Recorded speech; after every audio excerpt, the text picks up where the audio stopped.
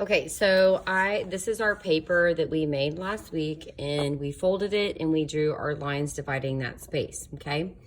So I did it on a bigger piece of poster board so that I can show you in the classroom how to actually start your weaving, but I still have to cut my warp lines for so that I can do the weaving. So we added that line up there at the top, and you can see I've added the word stop. And I've also made my line in red.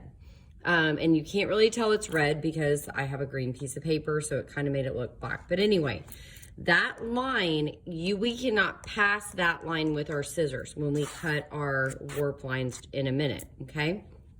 But we are gonna start from the fold, and we're gonna cut all the way up to that line. We're just not gonna pass that line.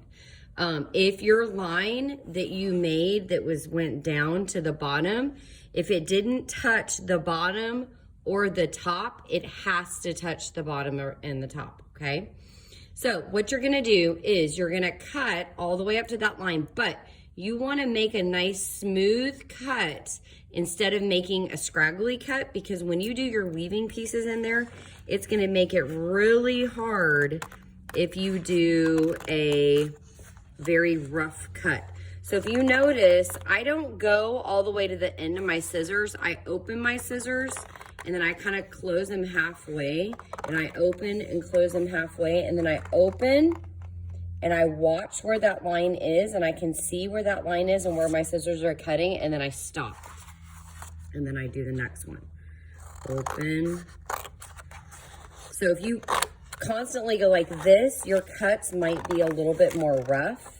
And so you have to be really careful of that. You have to pay attention to that line. If you cut all the way up, you're gonna cut your loom into pieces. So that's super, super important. And you're gonna start to get these strips hanging out. So just know that that's gonna happen. And so you wanna be careful you don't cut those strips either, right? And this is poster board, so it's gonna cut a little bit different than the paper that you're using.